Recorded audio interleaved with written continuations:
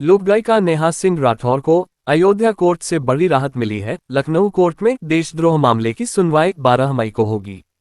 लोक गायिका नेहा सिंह राठौर अपने बयानों को लेकर अक्सर चर्चा में रहती हैं और कई बार उनके बयान उन्हें मुसीबत में डाल देते हैं। पहलगाम हमले पर भी नेहा सिंह राठौर ने कई बयान और वीडियो सोशल मीडिया पर पोस्ट किए थे।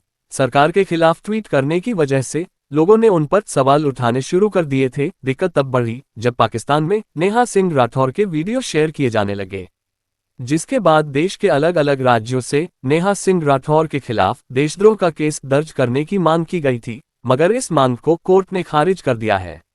नेहा के खिलाफ अयोध्या कोर्ट में देशद्रोह के केस दर्ज कराने की मांग की गई थी, मगर अयोध्या कोर्ट ने इस मांग को खारिज कर दिया है।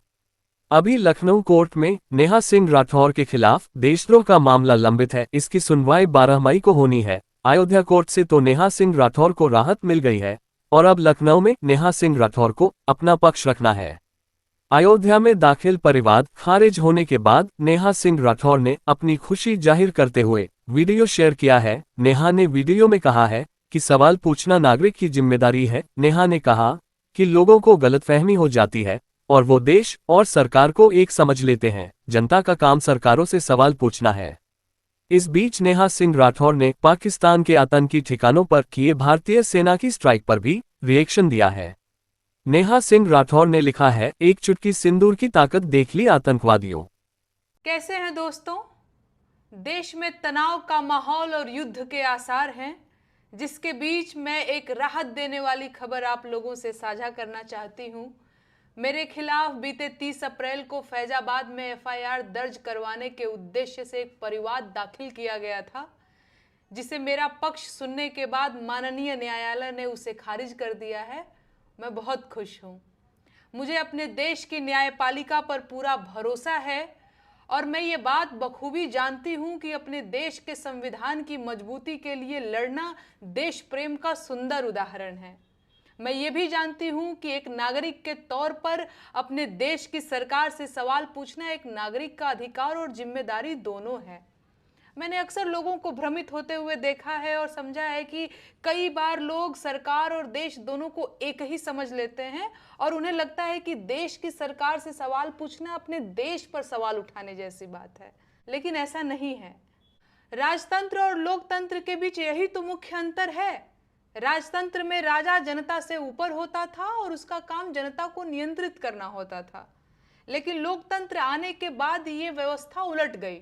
लोकतंत्र में जनता सरकार के ऊपर हो गई और जनता का काम सरकार को नियंत्रित करना हो गया। राजतंत्र में राजा मालिक होता था और जनता उसके अधीन होती थी, लेकिन लोकतंत्र में जनता मालिक है और सरकार उसकी सेवक बन गई है। और सच ये है कि जनता का काम सरकार से उसके कामों का हिसाब लेना है, सरकार की चापलूसी करना नहीं। हर वो नागरिक देश के लोकतंत्र को कमजोर कर रहा है जो सरकार से सवाल नहीं पूछ रहा है। हर वो नागरिक देश को कमजोर कर रहा है जो सरकार को बेलगाम छोड़ दे रहा है। देशभक्ति के मायने समझिए, देश उतना ही मजबूत होगा जितना देश का लोकतंत्र मजबूत होगा, और सरकारों को बेलगाम छोड़ने से देश का लोकतंत्र कमजोर होता है भाई। ऐसे में आपका कोई भी ऐसा काम जो आपके देश को कमजोर कर रहा है वो देशभक्ति नहीं है। लोकतंत्र में एक सच्चा नागरिक अपनी सरकार से मालिक की हैसियत से बात करता है और सवाल पूछता है। तो ये बात कभी मत भूलिएगा कि सरकारों की चापलूसी लोकतंत्र को कमजोर करती है और सरकारों को तानाशाह बनाती है, और इतिहास गवाह है कि तानाशाहों ने हमेशा अपने ही देशों को बर्बाद किया है।